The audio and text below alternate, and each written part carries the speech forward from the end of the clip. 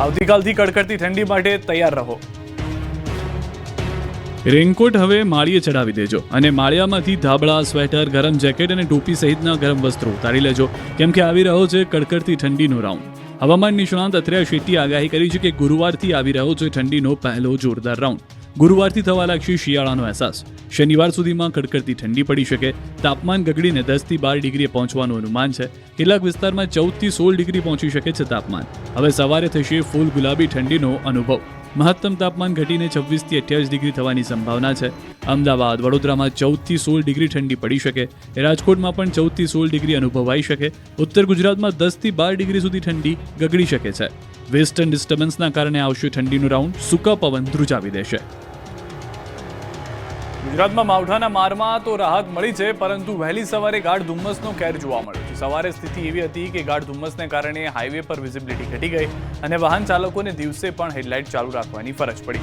મહેસાણા જિલ્લાના કેટલાક વિસ્તારોમાં વહેલી સવારથી ધુમ્મસના કારણે વાતાવરણમાં અંધારપટ છવાયો. બદલાતા વાતાવરણને કારણે ખેતીને નુકસાનીની ભીતિ છે. એરંડા, કપાસ, તુવેર સહિતના પાકને નુકસાનીની આશંકા છે. આ તરફ પશ્ચિમ કચ્છમાં વહેલી સવારથી ગાઢ ધુમ્મસની ચાદર છે, તો છોટાઉદેપુર અને દાહોદમાં પણ વહેલી સવારે ધુમ્મસભર્યું વાતાવરણ જોવા મળ્યું છે. તો હવે 9 નવેમ્બરથી સરકાર ટેકાના ભાવે પાકની ખરીદી શરૂ કરશે. મગફળી સહિતના ખેડૂતો માટે રાહતના સમાચાર. અંતે સરકારે ટેકાના ભાવે મગફળી ખરીદવાની નવી તારીખ જાહેર કરી છે.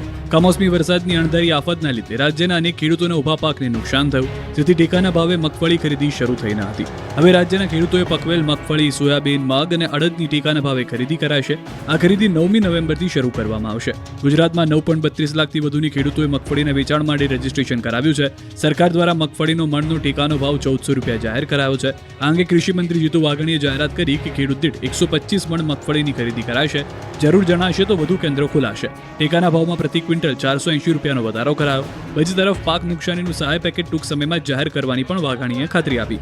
રાજ્યમાં 42 લાખ હેક્ટરથી વધુ વિસ્તારમાં પાક નુકસાન થયું હોવાનો દાવો કર્યો. 16,000 ગામોમાં કમોસમી વરસાદથી નુકસાન થયું. લગભગ 42 લાખ હેક્ટરથી પણ વધારેમાં 16,000 ગામથી પણ વધારે ગામોમાં પ્રાથમિક અંદાજ મુજબ નુકસાન એ ખૂબ મોટા પ્રમાણમાં થયું છે અને એનો અહેવાલ પણ રાજ્ય સરકારનો છે. વરાપ નીકળતા અમદાવાદના જેતલપુરના ગામ ખેડૂતોએ પાક વેચવા કરી દોડતા.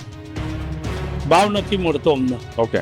અને એપીએમસી ચાલુ થાય તો એપીએમસી મને સારો ભાવ મળે, તો આ નું બજાર એમનું ઊંચું રહે. ગઈ સાલે 540 માં વેચી હતી એ જ ડાંગર, એ જ વસ્તુ આજની તારીખમાં 100 રૂપિયાની નોટનું નુકસાન